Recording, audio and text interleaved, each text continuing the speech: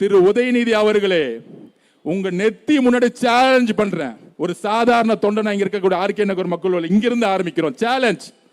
இன்னும் 8 மாசத்துல உள்ளாட்சி தேர்தல் நடக்க போகுது. 8 மாசத்துல 8 மாசம் நடக்க போகுது. தைரியம் இருந்தா, தில் இருந்தா, 75 வருஷம் திமுகவா இருந்தா, பெரிய ஆழமா இருந்தா 25 மேயர்ல ஒரே ஒரு மேயரை ஜெயிச்சிருங்க. ஒரு மேயர், ஒரே ஒரு மேயர். இதே சென்னையில டெபாசிட் வாங்குறீங்களா இல்லையான்னு பாருங்க. எங்களுடைய தேர்தல் வேலையை நேத்தே ஆரம்பிச்சிட்டோம். நடந்து போகணுமே, அவங்க போவாங்களாண்ணே, கொஞ்சம் கஷ்டமா இருக்கு. நான் அப்பயே சொன்னேன், அண்ணா ஏன்னா அந்த கஷ்டப்படுத்துறீங்க, வேணா ஜெயிச்ச முடிச்ச பிறகு நம்ம தலைவர்கிட்ட சொல்லி, நீங்க தலைவர்கிட்ட சொல்லி இன்னொரு போஸ்டிங் கூட கொடுத்துடலான்னு. அதுக்கு அந்த அக்கா தலைவர்கிட்ட சொன்னாங்க, பொதுச்செயலாளர் சொன்னாங்க தலைவர்கிட்டையும், 8 மாச குழந்தை இல்ல, 9 மாச குழந்தை இல்ல தலைவரே, நீங்க எனக்கு வாய்ப்பு கொடுத்துட்டீங்க, நான் நடந்து என் குழந்தையோட போறேன், என் குழந்தை பிறக்கும் பொழுது நீங்க முதலமைச்சரா இருப்பீங்க. எவ்வளவு உணர்வுபூர்வமான இயக்கம், எவ்வளவு உணர்வுபூர்வமான இயக்கம். பெண்கள் தலைவர் மீதும் சரி, கட்சி மீது எவ்வளவு உணர்வுபூர்வமாக, அன்பாக, நம்பிக்கையாக இருக்கக்கூடிய இயக்கம். ஒரு அம்மாவுக்கு பெரிய விஷயம் என்னங்க, தன்னுடைய குழந்தைங்க, அந்த குழந்தையும் பாதுகாத்து நடந்து எம்எல்ஏ ஆன எங்க சகோதரிய ஒரு ஃபங்க்ஷன்ல நம்மளுடைய மேயர் அக்கா ஒரு கேண்டில் கொடுக்க கூடாம, நாங்கள் இதுவரைக்கும் கவர்மெண்ட் ஃபங்க்ஷன்ல கட்சியை பார்த்தது கிடையாது. எங்க தலைவருடைய வளர்ப்பு நாங்கள் அப்படி யாரையும் அவமரியாதைப்படுத்துறதோ, யாரையும் மாற்று கட்சியை நினைச்சது கிடையாது. எல்லாருக்குமான மரியாதை கொடுத்துருக்கோம். ஆனா ஒரு சாதாரண ஒரு கவர்மெண்ட் ஃபங்க்ஷன்ல புரோட்டோகால் படி சட்டமன்ற உறுப்பினர் மேயருக்கு அப்புறம் இருக்க வேண்டியது, ஒரு கேண்டில் கூட கொடுக்காம, மேயருங்கிற ஒரு அகங்காரம் இருக்குல்ல, அந்த அகங்காரம் எங்க வந்தா, திமுகங்கிற ஒரு அகங்காரம் இருக்குல்ல, அந்த அகங்காரம் எங்க வந்துச்சுன்னா, பிறப்பால் ஒருத்தர் முதலமைச்சரா உருவாக்கினாங்கல்ல திரு மு.க. ஸ்டாலின், தன்னுடைய இளவரசர் உதயநிதி கொடுக்கக்கூடிய அந்த வழிகாட்டுதல் இருக்குல்ல, அந்த துமுறு இருக்குல்ல, இன்னொரு ஆளுங்கட்சி நினைக்கக்கூடிய துமுறு இருக்குல்ல, அந்த திமுறை உடைக்கிறதுக்கு நாங்க திருப்பி வேலை செஞ்சுக்கிட்டே இருப்போம்.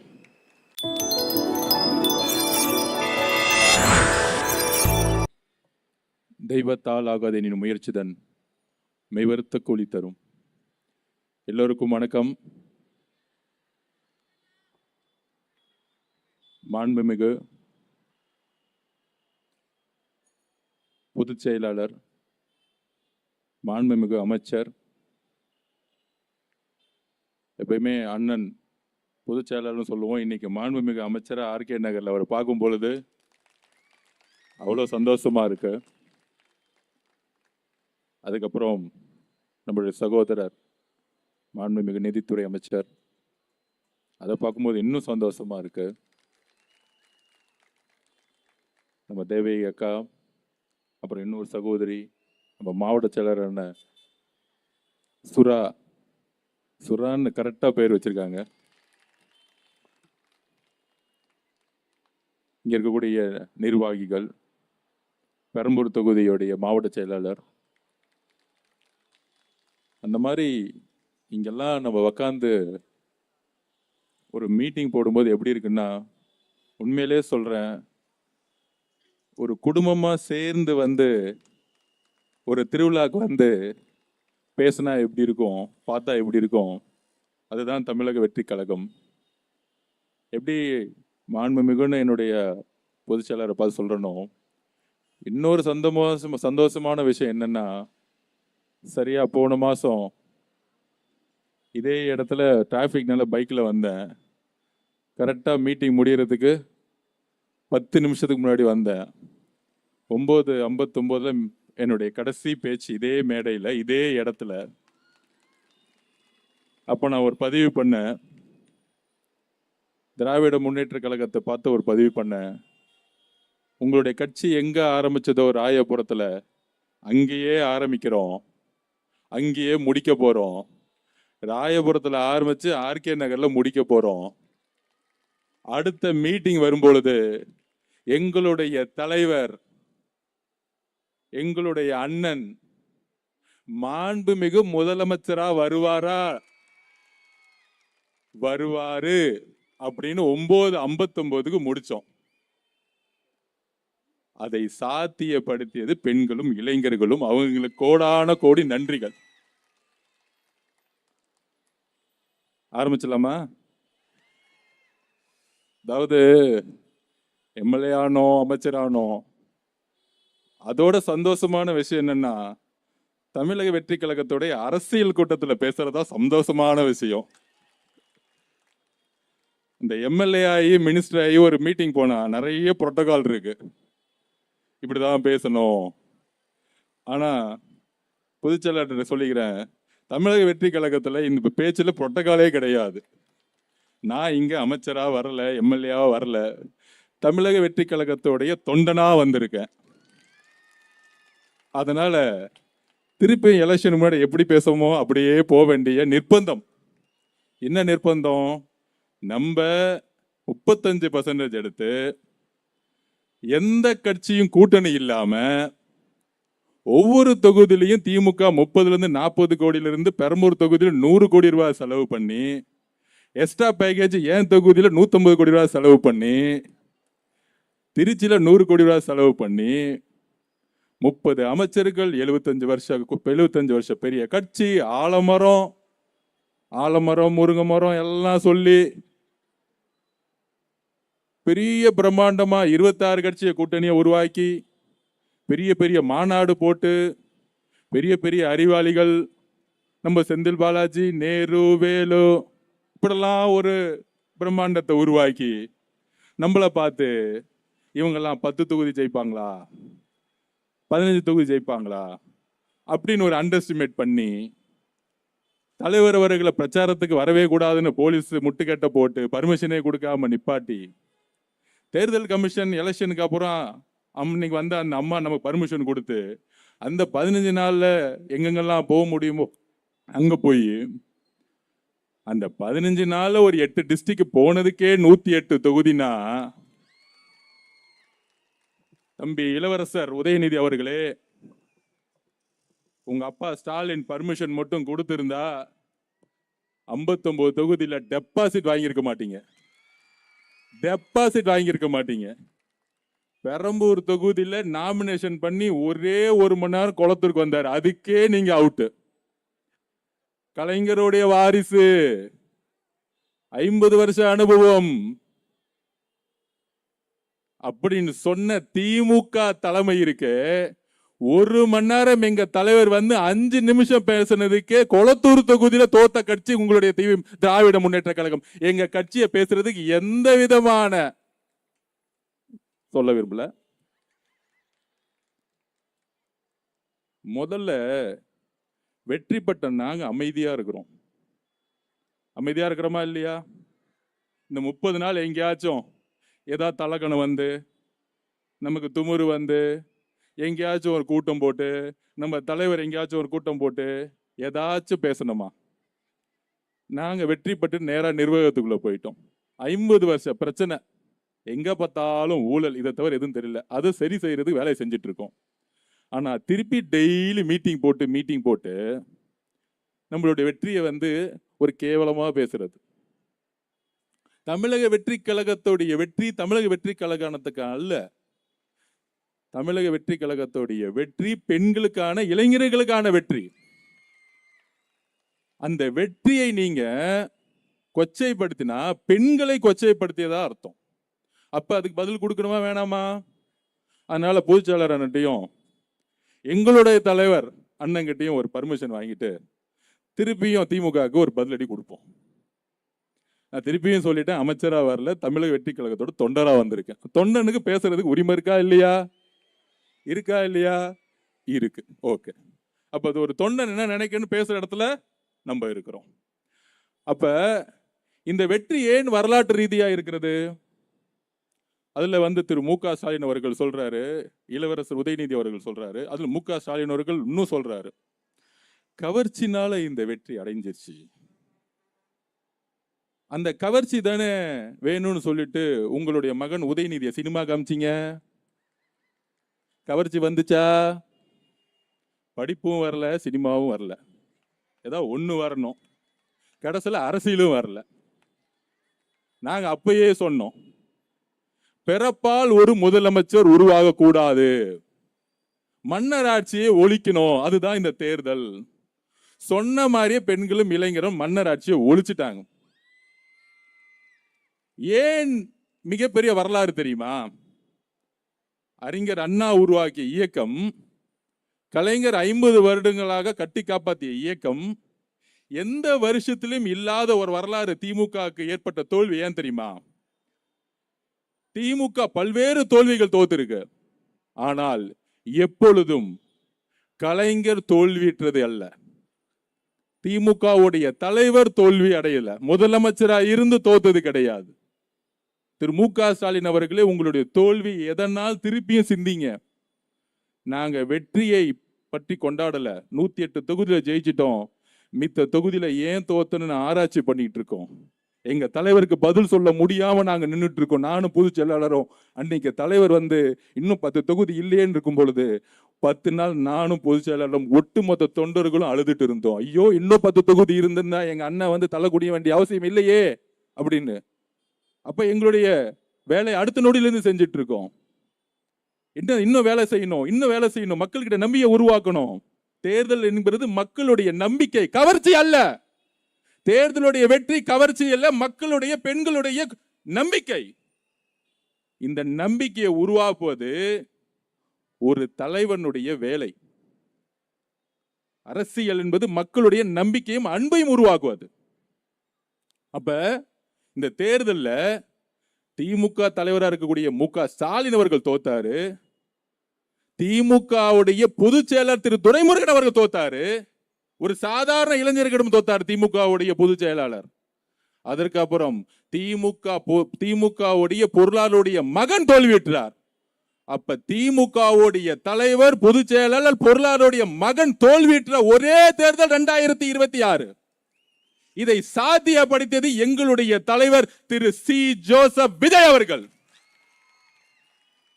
இதை எந்த தலைவராலையும் செய்ய முடியல, எந்த தலைவராலும் செய்ய முடியல. இது கவர்ச்சிக்கானது இல்லை. திரு மு.க. ஸ்டாலின் அவர்கள் அப்படி நினைச்சிருந்தா நினைச்சுக்கோங்க. தமிழக வெற்றி கழகத்திலும் எங்களுடைய தலைவர் அவர்களையும் அண்டர்எஸ்டிமேட் பண்ணிக்கிட்டே இருங்க. ஒரு 4 இளைஞர்கள் இருக்காங்க, அவ்வளவுதான். கட்சி கட்டமைப்பு இல்ல, கட்சி கட்டமைப்போட இருக்காங்களா, பூத் இருக்காங்களா?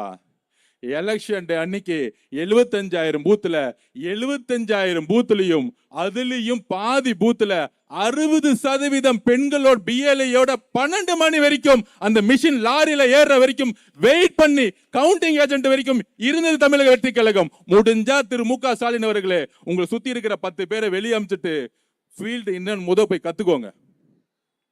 அதுதான் நான் சொல்ல முடியும். இன்னொரு டேட்டாவையும் சொல்றேன்.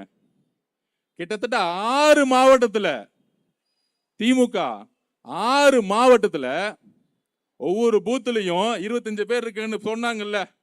ஸ்டாலின் வருகிறார், ஒவ்வொரு வீட்டுக்குள்ளே நுழைகிறார், பிஎல்ஏ மீட்டிங் போட்டாங்கன்னு. 6 மாவட்டத்துல சில பூத்துகள்ல 10 ஓட்டு கம்மியா திமுக வாங்கியிருக்காங்க. உங்ககிட்ட பிஎல்ஏ ஓட்டு இருந்தா அட்லீஸ்ட் 25 ஓட்டு வாங்கியிருக்க மாட்டீங்க. அப்ப அவரை சுத்தி ஒரு பிம்பம், மு.க. ஸ்டாலின் அவர்களுக்கு ஒன்றும் தெரியறது இல்லை, ஒரு பிம்பத்தை உருவாக்கிடுறாங்க. இதெல்லாம் கவர்ச்சி. அதுக்கெல்லாம் காரணம் இன்ஸ்டாகிராமு. இன்னும் ஒரு 75 வருஷ கட்சியோடைய ஒரு தலைவர் பேசுறாரு பாத்தீங்களா? தேர்தல் அரசியல்ல தோல்வியுற்றது காரணம் இன்ஸ்டாகிராம். அப்ப நம்ம ஒரு ஐடியா கொடுப்போம். அந்த இன்ஸ்டாகிராமோட ஓனர் பாம்பேல இருக்காரு, அவர் எடுத்துட்டு திமுக கட்சியில சேர்த்துக்கோங்க. பேஸ்புக்கோடைய ஓனர் எடுத்து திமுக கட்சியில் சேர்த்துக்கோங்க. வாட்ஸ்அப் உடைய ஓனர் எடுத்து திமுக கட்சியில் சேர்த்துக்கோங்க. திருப்பி திமுக 200 தொகுதியில் ஜெயிச்சிரும். அந்த 200 சொல்லட்டும், அதான் நமக்கு நல்லது. எப்பயுமே 200 தொகுதியில் வெல்வோம், 200 தொகுதியில் வெல்வோம், மக்கள் சைபரை கட் பண்ணி 20 தொகுதியில் ஜெயிச்சிருவாங்க. அப்படிதான் அனுப்புவாங்க. என்ன ஒரு தோல்வியற்ற பிறகு வெற்றி அடைந்த நம்பல் மக்களுக்கான திட்டங்கள்ல ஒவ்வொரு நாளும் முதலமைச்சருடைய கட்டளைப்படி, வழிகாட்டுதலின்படி போக்கஸ் பண்ணிட்டு இருக்கோம். ஆனா மைக் இருக்குன்னு திடீர்னு இளைஞர்ல ஜென்சி மீட்டிங்கா, தேங்க்யூ தலைவா, ரோடு பிளாக் ஆயிடும் நினைக்கிறேன். திடீர்னு ஜென்சி கூட்டம். இதே எலெக்ஷன் முன்னாடி ஜென்சின்னு சொல்லும் போது அதுக்கு வேற பேர் வச்சுட்டாங்க. ஜென்சியா, இவங்களுக்குலாம் என்னப்பா தெரியும்? 15 வயசு பசங்க. ஸ்கூலுக்கு போக சொல்லுங்க பசங்கள. ஆனா இன்னைக்கு ஜென்சி கூட்டத்தை போட்டுட்டு அதுல உட்கார்ந்து இருக்கிறவங்க எல்லாம் 60 வயசு. மேடை பேசவங்களுக்கு ஸ்கிரிப்ட் கொடுத்துட்டாங்க, பாவம் அந்த சின்ன பசங்க. அதுல இன்னொரு ரகசியம் சொல்றேன். என்கிட்ட கேட்டாங்க, அண்ணா நம்ம அறிவாலயம் பக்கம் ஜென்சி கூட்டம் போடுறாங்க, நாங்களும் கொஞ்சம் போயிட்டு வந்துடுறோம்னா ஒரு 1500 ரூபா கொடுக்குறாங்க. ஒரு தாட்டி வில்லிவாக்கத்துல நான் வந்து பிரச்சாரம் பண்ணிட்டு இருந்தேன். இந்த ரோடா ஒரு 20 பேரை கொடியை பிடிச்சி அமுச்சிட்டு இருந்தாங்க. அதுல பாதி பேர் பெண்கள். என் வண்டியை பார்த்துட்டு திடீர்னு கொடியை போட்டுட்டு லாஸ்ட் எலெக்ஷனுக்கு ஒரு நாள் மண்டி, அண்ணா ஒரு நாளைக்கு 2000 ரூபா கொடுக்குறாங்கண்ணா, நான் அப்படி போயிட்டு வந்துடுறேன், ஓட்டு உனக்கு தான். நான் அன்னைக்கே நினைச்சேன், வில்லிவாக்கத்துல திமுக கொடி வச்சுட்டு இருக்கக்கூடிய நம்ம பெண்களே காசு கொடுக்குறாங்கன்னு 2000 ரூபா கொடுக்குறாங்க, போயிட்டு வந்துடுறேன். நான் ஜென்சி கூட்டத்துல பாதி பேர் நம்ம கூட்டம். அண்ணா ஒரு 1500 ரூபா கொடுக்குறாங்க, நான் போயிட்டு வரேன். நான் சொன்னேன், போயிட்டு வாங்க தம்பி, உள்ள என்னதான் பேசுகிறாங்கன்னு கேட்டுட்டு வாங்க அப்படின்னு சொன்னோடனே அந்த பிரச்சாரத்தை நடத்துற என்ஆர் இளங்கோ அவரு நம்ம முதலமைச்சர் பேரை சொன்ன எல்லாம் கைத்தட்ட ஆரம்பிச்சுட்டாங்க. இதுதான் திமுக இருக்கக்கூடிய ஜென்சி கூட்டம். அதுல 4 சின்ன பசங்களை பேச வச்சுட்டு ஏதாவது நல்ல கருத்தா பேச வச்சா பரவாயில்ல. அந்த பசங்க பாவம் காசு கொடுத்துட்டு ஸ்கிரிப்ட் கொடுத்துட்டு நாங்கள் எப்பொழுதும் யூபிசாவே இருப்போம், நாங்கள் எப்பொழுதும் இந்த குடும்பத்தோட அடிமையாவே இருப்போம். இதை தூக்கி இருக்கு தானே எங்க தலைவர் வந்தாரு, நாங்க வந்தோம். சோ இந்த மாதிரி இன்ஸ்டானால திமுக தோச்சுச்சு, இன்ஸ்டானால தோத்துட்டோம்.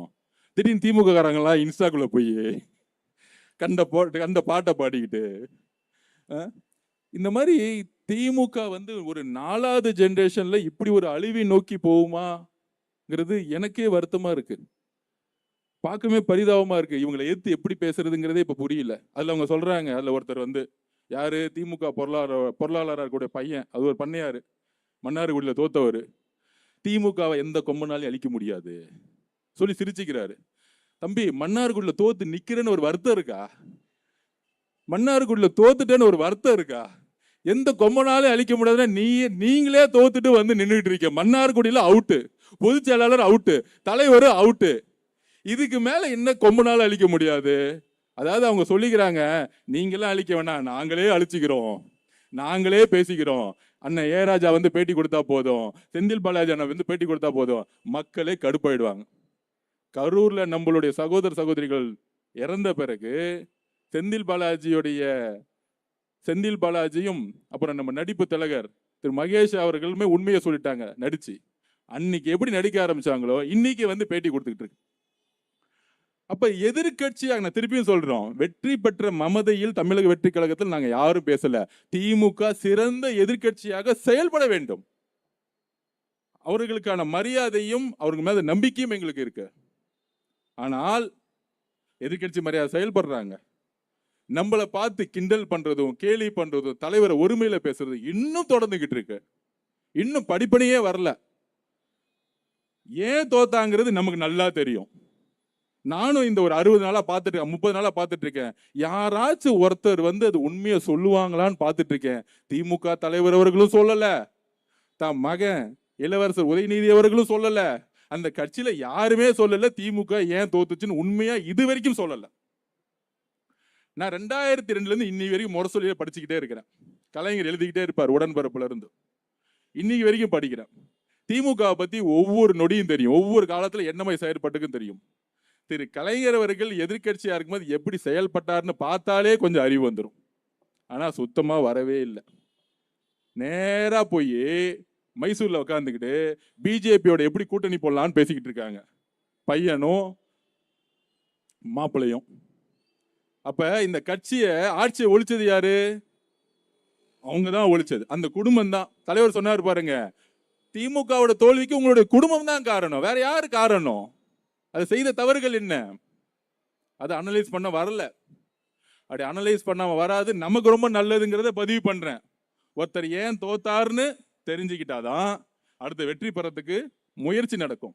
இப்ப நம்ம 108 தொகுதியில ஜெயிச்சிட்டோம், 75 தொகுதி 2வது இடத்துல வந்திருக்கிறோம். அதுல 30-40 தொகுதி 5000 ஓட்டுகளை தோத்துருக்கோம், 2000 ஓட்டு 100 ஓட்டு 500 ஓட்டுன்னு தோத்துருக்கோம். இத பொதுச்செயலாளர் அவர்களும் நாங்களும் ஒவ்வொரு நொடியும் இனிமேல் தேர்தல் நடந்தால் தலைவர் 200 தொகுதியில கூட்டணி கட்சியெல்லாம் சேர்ந்து 234 தொகுதிக்கு நம்ம கடுமையா வேலை செய்யணும். கடுமையா வேலை செய்யணும்னு இப்பயில இருந்தே வேலையை ஆரம்பிச்சிட்டோம். அதற்கு அரசாங்கத்திற்கு கூடிய திட்டங்கள் நேர்மையாக நடக்கணும். தலைவர் சொல்லிட்டாரு, அதை செஞ்சு காமிக்கணும். தலைவர் வழிகாட்டிட்டாரு, செஞ்சு காமிக்கணும். இதை தவிர எங்களுக்கு எந்த வேலையும் கிடையாது. அப்ப தேர்தல் வெற்றி பிறகு என்ன சூழ்ச்சி நடந்துச்சு? அப்பயும் அவங்க திருந்தல. தமிழக வெற்றி கழகத்துல அக்கா வந்தாங்களே, அதிமுக வந்தவங்க. ஏன் வந்தாங்க? ரிசல்ட் வந்துட்டே இருக்கு. 7 மணிக்கு 108 நிக்கிறோம். 10 மணி 108 நிக்கிறோம். 11 மணி 12 மணி கிடைக்க திருப்பி 108 நிக்கிறோம். நைட்டு 1 மணிக்கே திமுக தலைவர் மு.க. ஸ்டாலின் அவர்களும் தன்னுடைய மகன் உதயநிதி அவர்களும் அதுக்கப்புறம் இபிஎஸ் திரு பழனிசாமி அவர்களும் 2 பேரும் 1 மணி பேச ஆரம்பிச்சிட்டாங்க. என்ன பேசுறாங்க? நம்மளை பார்த்து குதிரை பேரை நடத்துறான்னு நினைக்கிறேன். இவங்க யானை பேரை நடத்திட்டு இருக்காங்க. நைட்டு உக்காந்துக்கிட்டு 2 பேரும் சேர்ந்து பிஜேபியோட சேர்ந்து தமிழக வெற்றி கழகத்துடைய தலைவரை முதலமைச்சர் உட்கார வைக்க கூடாது. இவ்வளவுதான் குறிக்கோள். வேற எந்த குறிக்கோளும் கிடையாது. புரட்சி தலைவி அம்மா அவர்கள் உருவாக்கிய இயக்கம், அந்த அம்மாவை ஜெயிலுக்கு அமைச்சு எல்லா விதமான கடைசி வரைக்கும் துன்பப்படுத்திய கட்சி திமுக. அந்த கட்சியோட திரு இபிஎஸ் அவர்கள் சேர்ந்து எப்படி முதலமைச்சரா உதயநிதி ஆவராரா இல்ல இபிஎஸ் ஆவராரா, இதுதான் 2 பேர்த்துக்குள்ள இருக்கக்கூடிய பேச்சுவார்த்தை. கடைசி வரைக்கும் இதுக்குள்ள எந்த வேலையும் முடியல. முடியாதனால நாங்கள் எதிர்கட்சியா இருக்கிறோன்னு ஒரு ஸ்டேட்மெண்ட் வந்துருச்சு. இதை சொன்னது நம்ம இல்ல, மார்க்சிஸ்ட் கம்யூனிஸ்ட் தலைவர் திரு பேபி அவர்கள், ஐயுஎம்எல் கட்சி திரு காதர் மொய்தீன் அவர்கள் கூட்டணி கட்சிகள்லாம் கூப்பிட்டு இந்த ப்ரொபோசலை கொடுத்துருக்காங்க. அவங்க எல்லாம் வெளியே வந்து உண்மையை சொல்லிட்டாங்க. ஏன்? அவங்க மத சார்பற்ற கொள்கையில் உறுதியா இருக்கிறாங்க. மக்களுடைய தீர்ப்பை உறுதியாக நம்பக்கூடிய இடத்துல தலைவர்கள் இருந்தாங்க. அப்ப காங்கிரஸ் நமக்கு சப்போர்ட் பண்ண உடனே கம்யூனிஸ்ட் கட்சி தோழர்களும் விசிக தோழர்களும் அண்ணன் திருமாவளவர்களும் ஐயுஎம்எல் தலைவர்களும் ஆதரவு கொடுத்து தலைவர்கள் முதலமைச்சராக உட்கார்றதுக்கு மக்களுடைய தீர்ப்பை வணங்கி நமக்கு உதவி செய்யல, நம்மளோட சேர்ந்தாங்க. அதற்கு தான் தலைவர் மாநாடப்ப ஒன்று சொன்னார், ஆட்சியிலும் பங்கு அதிகாரத்திலும் பங்கு. அதுக்கு முன்னாடி நான் சொன்னதுக்காக தான் கட்சி விட்டு தூக்கிட்டாங்க. அதுக்கப்புறம் தலைவர் சொன்ன பிறகு ஃபர்ஸ்ட் நான் ட்வீட் போட்டேன், எஸ் இவர் சொல்றதா உண்மை அப்படின்னு. அவர் சொன்ன அந்த நொடி அன்றையிலிருந்து தேர்தல் முடிவு வரைக்கும் எல்லா கட்சியும் நம்மளுடைய தலைவரை பார்த்து கிண்டல் பண்ணி கேலி பண்ணல. ஆட்சியிலும் பங்கு அதிகாரம் பங்கு யாருமே வரலையே தலைவரை நோக்கி. இன்றைக்கு அது சாத்தியப்படுத்தினாரா இல்லையா? எங்களுடைய தலைவர் சி ஜோசப் அவர்கள் சாத்தியப்படுத்தினாரா இல்லையா? இன்னும் அண்டர் எஸ்டிமேட். அவரு சொன்னா அது நடக்கும், இல்லைன்னா சொல்லவே மாட்டார். இன்னைக்காச்சும் தெரிஞ்சுக்கோங்க. அப்ப இந்த தேர்தலை சூழ்ச்சியெல்லாம் முடிச்சு முதலமைச்சர் ஆன பிறகு அடுத்த கேள்வி, 30 நாளுக்குள்ளேயே இவங்களுக்கெல்லாம் நிர்வாகம் தெரியுமா? இங்க பிரச்சனை அங்க பிரச்சனை. 50 வருஷத்துல இல்லாத ஒரு மிகப்பெரிய சாதனையை இன்னைக்கு முதல் அமைச்சரவையில நான் பதிவு பண்ணேன். மாண்புமிகு முதலமைச்சர், நம்மளுடைய முதலமைச்சர் ஒரு பெரிய சாதனையை செஞ்சிருக்கார். அது என்ன சாதனை தெரியுமா? தமிழ்நாட்டில் 34 35 டிபார்ட்மெண்ட்ல எப்பொழுதும் ஒரு 10 துறையில் அதிகமான ஊழல் நடக்கும். அதுல பொதுத்துறை, அது பிடபிள்யூ டிபார்ட்மெண்ட், பொதுப்பணித்துறையா இருக்கட்டும், நெடுஞ்சாலை துறையா இருக்கட்டும், ஹவுசிங் போர்டா இருக்கட்டும், டிடிசிபியா இருக்கட்டும், ரிஜிஸ்ட்ரேஷன் டிபார்ட்மெண்டா இருக்கட்டும், சத்துணவா இருக்கட்டும், உள்ளாட்சி துறையாகட்டும், எல்லா துறையிலும் திமுக என்ன ஆட்சிக்கு வந்திருந்தா டாரிஃப் போட்டிருப்பாங்க. என்ன டாரிஃப் தெரியுமா?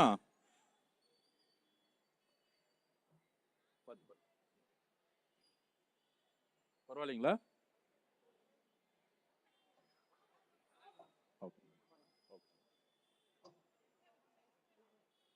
ஓகே ஓகே, கொஞ்சம் ஓரமா வந்துருங்க, உள்ள வந்துருங்க, எல்லாரும் உள்ள வந்துருங்க.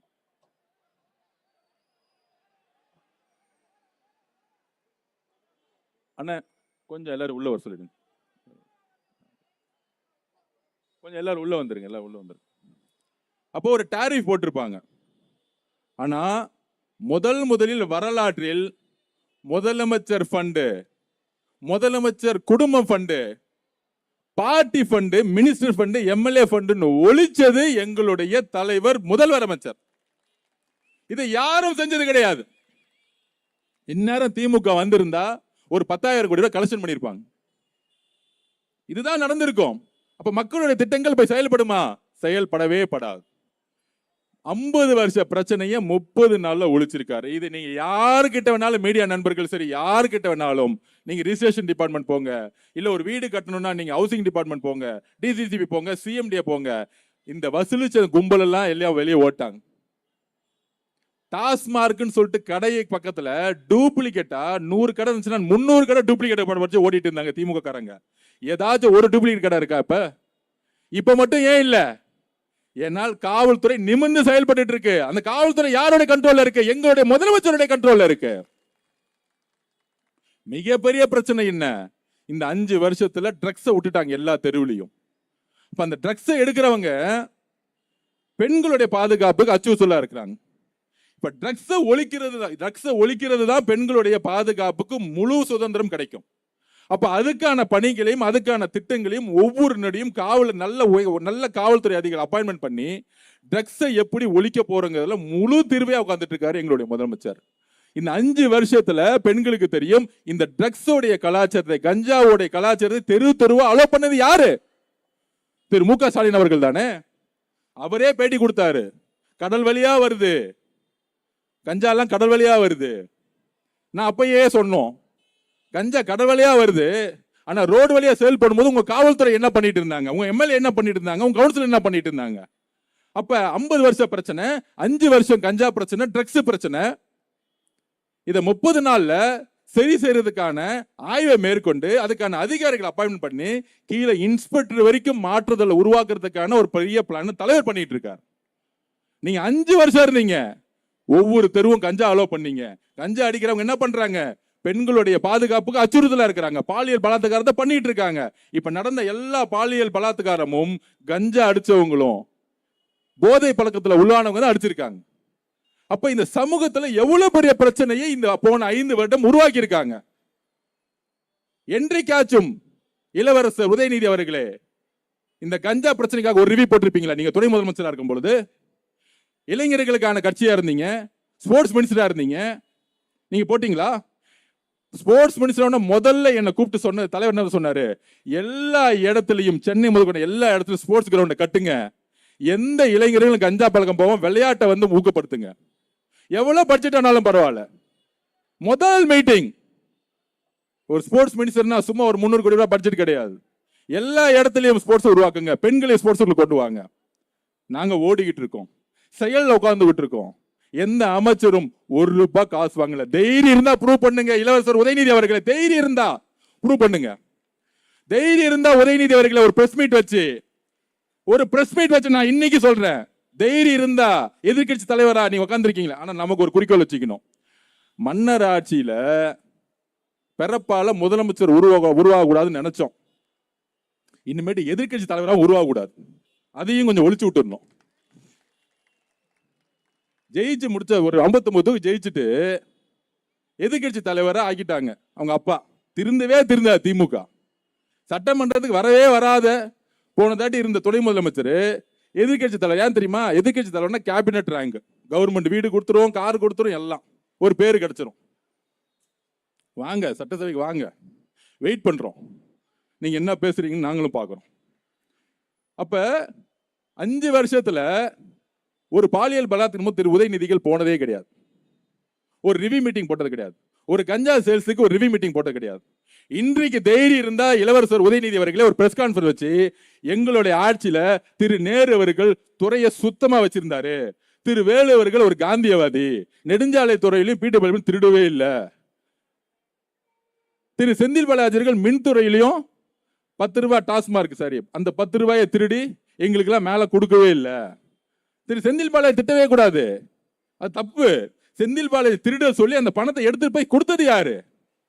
உங்களுடைய மருமகனுக்கும் உங்களுடைய மகன் உதயநிதி அவர்களுக்கும் பங்க பிரிச்சுக்கிட்டது யாரு? திரு மு க ஸ்டாலின் தன்னுடைய மகனுக்கும் மருமகனுக்கும் பங்க பிரிச்சுக்க கொடுத்து விட்டாரு.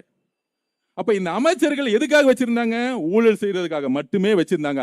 அதனாலதான் 30 மினிஸ்டர்ல 15 மினிஸ்டர் சாதாரண ஏழையா இருந்தக்கூடிய எங்களுடைய இளைஞர்கள்கிட்டையும் சாதாரண எங்க சகோதரிகள்கிட்டையும் எங்க தோத்து போயிருக்கீங்க.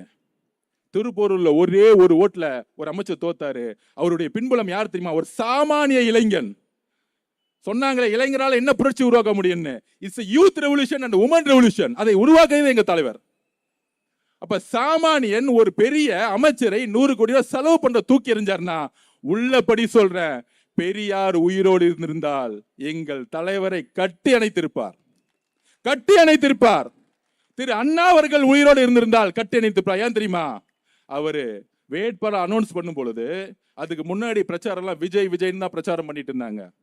ஆனால் வேட்பாளரா சொல்லும் பொழுது என்னுடைய ஐடென்டிட்டியை நான் ஏன் மறைக்கணும்? என்னுடைய பெயர் திரு சி ஜோசப் விஜய்னு சொல்லும் பொழுது அங்க மதவாதத்தை ஒழித்தார். தமிழ்நாட்டில் மதவாதத்தை ஒழித்தாங்க. தமிழக மக்கள் இந்த மதமா அந்த மதமான்னு பார்க்கல, ஒரு நல்ல தலைவர், ஒரு நல்ல மகன் வேணும்னு நினைச்சாங்க. அதுக்கப்புறம் ஒட்டுமொத்த ஜாதியும் ஒழிச்சிட்டார். இந்த ஒவ்வொரு வேட்பாளரும் இந்த ஜாதியா அந்த ஜாதியா பார்க்கவே இல்லை. இது விஜய் அவர்கள் முதலமைச்சரா வரணும், என் பிள்ளைக்கு நான் ஓட்டு போறேன்னு சொல்லிட்டு ஜாதியை ஒழிச்சிட்டாங்க. அதுக்கு அடுத்த முக்கியமான ஒரு விஷயம் இருக்கு. 40 கோடி ரூபாய் செலவு பண்ண திமுகவையும் 25 கோடி ரூபாய் செலவு பண்ண அதிமுகவையும் தூக்கி எறிஞ்சு தமிழக வெற்றி கழகத்துடைய சாதாரண மகன்களையும் மகள்களையும் தத்தெடுத்தாங்க நம்மளுடைய பெண்கள். இது சாதாரண வெற்றி இல்லை திரு உதயநிதி அவர்களே. உங்களுக்கு அது புரியாது. ஏன்னா பிறப்பால நீங்க எதிர்கட்சி தலைவர் ஆயிட்டீங்க. என்னைக்குமே கிரவுண்ட் பாலிடிக்ஸ் உங்களுக்கு புரியவே புரியாது. கேலி பண்ண தெரியும், கிண்டல் பண்ண தெரியும். இந்த நல்ல பணக்கார பசங்கள்லாம் ஸ்போர்ட்ஸ்ல ஓடும் போது ஒரு பையன் ஷூ இல்லைன்னா பார்த்து கிண்டல் பண்ணுவான். அவன் நல்லா ஷூ போட்டிருப்பான். ஷூ போட்டுறவங்க ஓட தெரியாது, வெறும் காலால ஓடுவாங்க தெரியுமா, அவன் தான் ஜெயிப்பான். அதுதான் தமிழக வெற்றி கழகம். ஆர்கே நகர் என்பது என்ன? இந்த அளவுக்கும் 60% ஸ்லம்ஸ் இருக்கக்கூடிய குடிசை பகுதியில் இருக்கக்கூடிய ஏரியா. ஆனால் இன்றைக்கு நீங்க சட்டமன்ற உறுப்பினராக ஒருத்தர் தேர்ந்தெடுத்திருக்கீங்களே, இன்னைக்கு அமைச்சராக இருக்கீங்களே, அவர் சாதாரணமல்ல, நிதி அமைச்சர். எங்களுடைய தலைவர் நிதி அமைச்சராக உட்கார வச்சிருக்காரு. தமிழ்நாட்டிற்குள்ளே ஒவ்வொரு டிபார்ட்மெண்ட் பணம் போடணும், அவருடைய சைன் வேணும். அப்ப 5 வருஷம் கழிச்சு எங்களுக்கு நம்பிக்கை இருக்கு. அண்ணா சொன்னாரு தலைவர் வருவாருன்னு. திருப்பியும் சொல்றேன், தலைவர் எல்லா தொகுதிக்கும் வருவாரு. மக்களை பார்க்க வரல, ஒவ்வொரு திட்டங்களும் திட்ட பணிகள் முடிஞ்சு தொடங்கி வைக்க வருவார். குடிசைகளை தூக்கி எறிஞ்சு ஒரு வீடு கட்டும் போது வருவார். ஒரு கல்யாண மண்டபம் கட்டிட்டு ஒரு ஏழை ஒரு சாதாரண பெண்ணு ஐயோ கல்யாணம் பண்றது கட்ட காசு இல்லைன்னு நினைக்கும் போது கவர்மெண்ட்ல ஒரு பெரிய கல்யாணம் கட்டி நீ போய் கல்யாணம் பண்ணுமான்னு கல்யாண மண்டபம் திறக்க வருவார். இப்படி ஒவ்வொரு திட்டங்களும் திறக்க எங்களுடைய தலைவர் வருவார். அதுதான் அவருடைய குறிக்கோள். வெறும் கையோட வரவே மாட்டார் இன்னுமேட்டு. அப்ப திமுகவுடைய தோல்வி அவங்க என்னைக்கும் நினைச்சு பார்க்கவே மாட்டாங்க. திருப்பி நம்மளை கிண்டல் பண்ணிக்கிட்டு கேலி பண்ணிக்கிட்டு அண்டர்ஸ்டிமேட் பண்ணிக்கிட்டே இருப்பாங்க. இப்ப கூட ரீசெண்டா உள்ளாட்சி துறையில ஜெயிச்ச எல்லா திமுக மேயர்களும் நகராட்சி தலைவர்களும் நம்மளுடைய சட்டமன்ற உறுப்பினர்களுக்கும் சப்போர்ட் பண்றதே கிடையாது. வேணுக்குனவே எந்த பணியும் செய்ய விடாம, குப்பைல விடாம, தண்ணி பிரச்சனை வேணுக்குனே பண்றாங்க. இந்த கவர்மெண்ட் கெட்ட பேர் கிடைக்கணும். அதை நான் பதிவு பண்ணிடுறேன். திமுக கெட்ட சிந்தனை என்ன தெரியுங்களா? இன்றைக்கும் மேயரா நகராட்சி தலைவரா சேர்மனா உட்காந்துக்கிட்டு ஊழல் இன்வெஸ்ட் பண்ண முடியாது, அதை கிளீன் பண்ணியாச்சு. ஆனா எந்த வேலையும் செய்ய விடாம மாண்புமிகு முதலமைச்சர் கெட்ட பேர் வரணும்னு சொல்லிட்டு, அமைச்சர் கெட்ட பேர் சொல்லிட்டு இந்த உள்ளாட்சி துறையில எந்த குப்பையை எடுக்க விடுறதில்ல, தண்ணி விடுறது இல்ல, கரண்ட்டை வேணுங்கனே கட் பண்றது, இதெல்லாம் செய்யுது யார் தெரியுமா? திமுகவுடைய உள்ளாட்சியில் கூடிய மேயர்கள். அதோட வெளிப்பாடு என்ன தெரியுமா? 108 தொகுதியில நம்ம ஜெயிச்சோம். எனக்கெல்லாம் ரொம்ப கஷ்டமா இருந்துச்சு. முதலமைச்சர் குடும்பம் எனக்கு எதிராக வந்து பிரச்சாரம் பண்ணாங்க. ஆனா ஒரே ஒரு வெற்றி வந்து எனக்கு கண் கலங்கினேன். நான் இன்னும் அந்த சகோதரிகிட்ட நான் பேசக்கூட இல்லை ஜெயிச்ச பிறகு. அது யாருன்னா, நான் பொதுச்சாளர்கிட்ட சொல்லியிருப்பேன், நம்மளுடைய திருவிக நகருடைய சட்டமன்ற உறுப்பினர் பல்லவி அக்கா. தலைவர் தேர்ந்தெடுத்துட்டாரு வேட்பாளரா. நான் அண்ணன் கேட்டேன், அப்ப அண்ணே 8 மாசம் கர்ப்பிணியா இருக்கிறாங்க, ஒவ்வொரு தெருவா நடந்து போகணுமே, அவங்க போவாங்களாண்ணே, கொஞ்சம் கஷ்டமா இருக்கு. நான் அப்பயே சொன்னேன், அண்ணா ஏன்னா அந்த கஷ்டப்படுத்துறீங்க, வேணா ஜெயிச்ச முடிச்ச பிறகு நம்ம வந்து தலைவர்கிட்ட சொல்லி, நீங்க தலைவர்கிட்ட சொல்லி இன்னொரு போஸ்டிங் கூட கொடுத்துடலான்னு. அதுக்கு அந்த அக்கா வந்து தலைவர்கிட்ட சொன்னாங்க, பொதுச்செயலாளர் சொன்னாங்க தலைவர்கிட்டையும், 8 மாச குழந்தை இல்ல, 9 மாச குழந்தை இல்ல, தலைவரே நீங்க எனக்கு வாய்ப்பு கொடுத்துட்டீங்க, நான் நடந்து என் குழந்தையோட போறேன், என் குழந்தை பிறக்கும் பொழுது நீங்க முதலமைச்சரா இருப்பீங்க.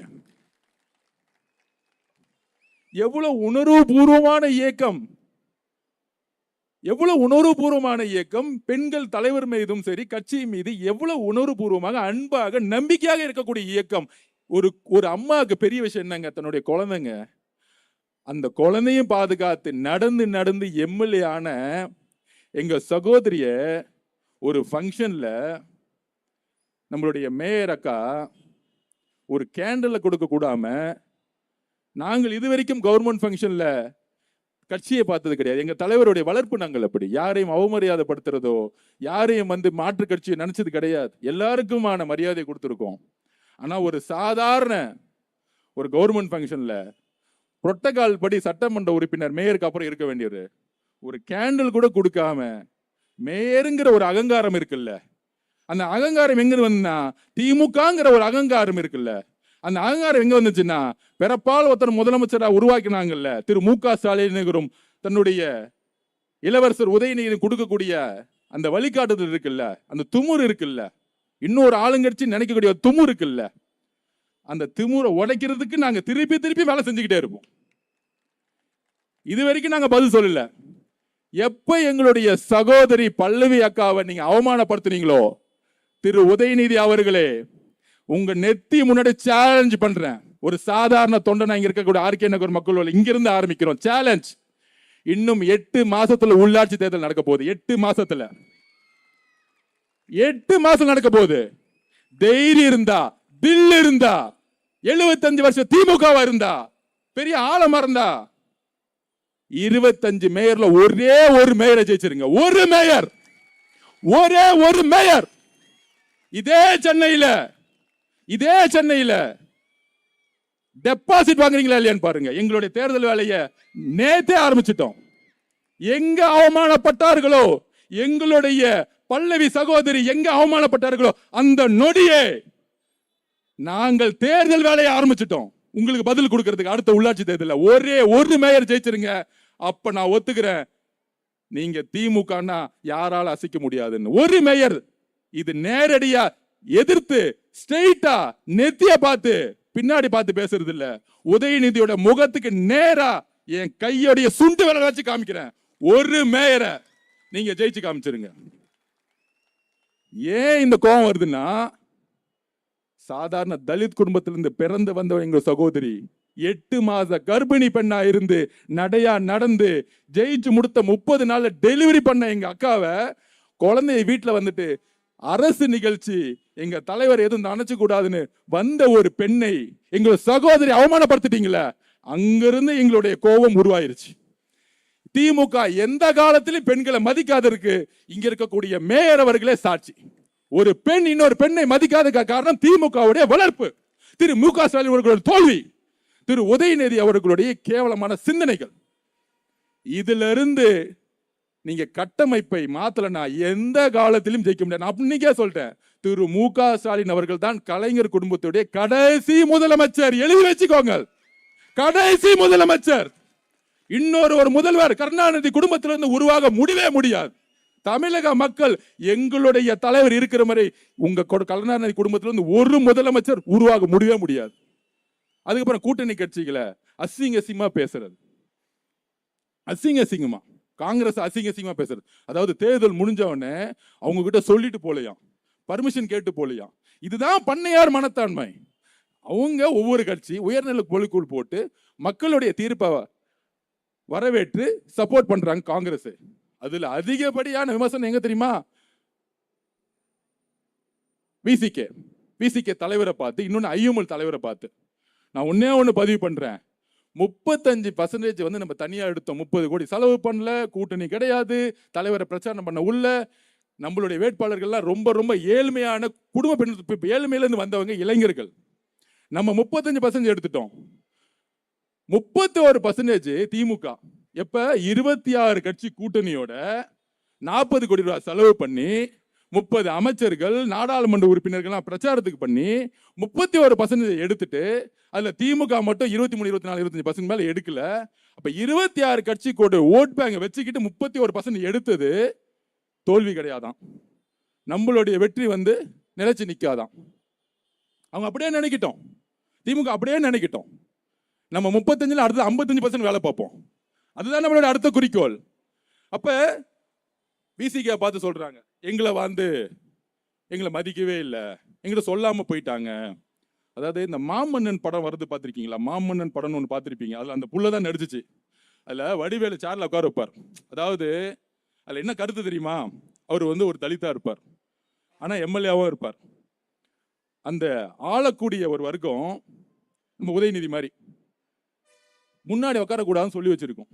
அந்த சேருங்கிறது ஒரு அதிகாரம். அம்பேத்கர் என்ன சொல்லுவாருன்னா, தீண்டாமை என்பது என்னன்னா, ஒரு சாமானியன் ஒடுக்கப்பட்டவன் அதிகாரத்துக்குள்ள வரணும்னு நினைக்கும் பொழுது ஒரு ஆளுங்கட்சியா இருக்கக்கூடிய மனப்பான்மை, நீ எல்லாம் அதிகாரத்துக்கு வரலான்னு ஒரு எண்ணம் வரும். பாத்தீங்களா? நீ ஒரு பெண், நீ எல்லாம் எம்எல்ஏ ஆகலாமா? நீ ஒரு பெண், நீ எல்லாம் மினிஸ்டர் ஆகலாமா? நீ ஒரு சாதாரண குடும்பத்துல ஒரு ஆட்டோ ஓட்டக்கூடிய மகள், ஒரு விவசாயியோட குடும்பத்துல வந்தவங்க, நீ எல்லாம் எம்எல்ஏ ஆகலாமா? நீ எல்லாம் எம்எல்ஏ ஆகலாமான்னு இந்த பணக்காரர் உட்காந்துல உட்காந்துக்கிட்டு இந்த உதயநிதி மாதிரி இருக்கக்கூடிய பிறப்பால் அவருக்கு அதிகாரத்தில் இருப்பாங்க பாத்தீங்களா? அவங்க எல்லாம் கேள்வி கேட்டுட்டே இருப்பாங்க.